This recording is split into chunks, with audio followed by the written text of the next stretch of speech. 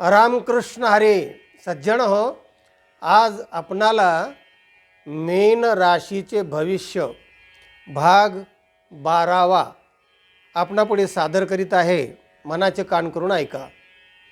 मीन रास, मीन याचा अर्थ आहे मत्स्य म्हणजे मासा, देव मासा म्हणू आपण. तर हा जलचर प्राणी आहे, पाण्यामध्ये राहणारा हा मासा आहे. आणि मासा म्हटलं की तो चपल असतो. आणि माशाचा अवतार भगवंताने जलप्रलय थांबण्यासाठी पहिला घेतला.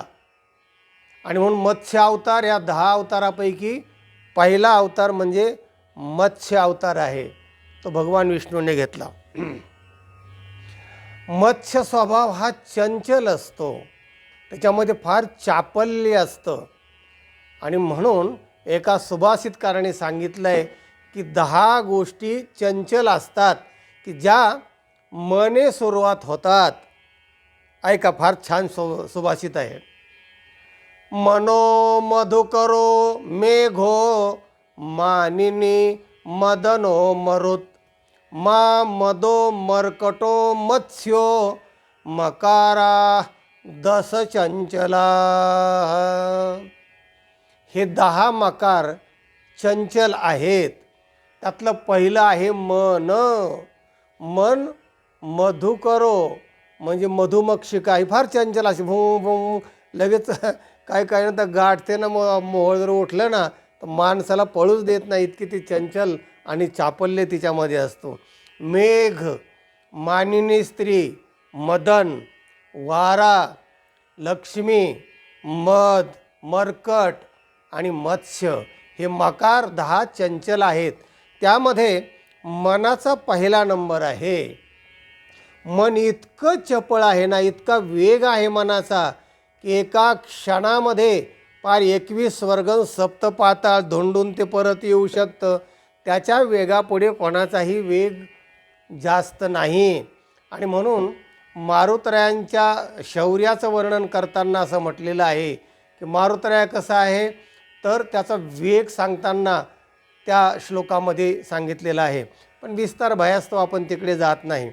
तेव्हा हा जो चंचलपणा या राशीचा आहे, तर ते चंचलम ही मनः कृष्ण प्रमाथी बलवदृढम तस्याहम निग्रहम मन्ये वायोरिव सुदुष्करम. भगवद्गीतेमध्ये हा विषय आलेला आहे की मन हे किती चंचल आहे. म्हणजे त्या जसा माशाचा स्वभाव आहे ना, तोच मनाचा स्वभाव आहे.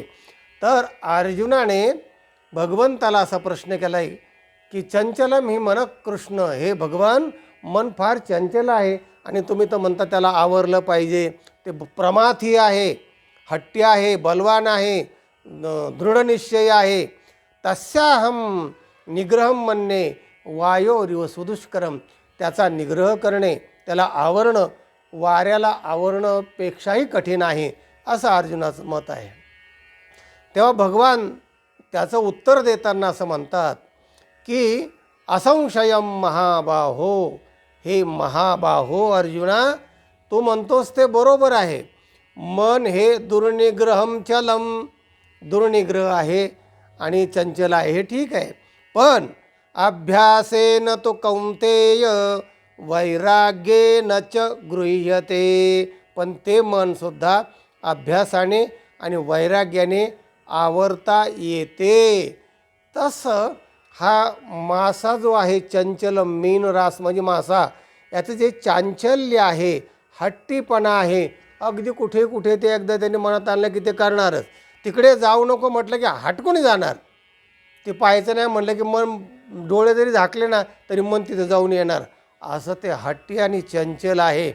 तर त्या मनाच्या स्वभावाची माणसं म्हणजे या मीन राशीचे असतात.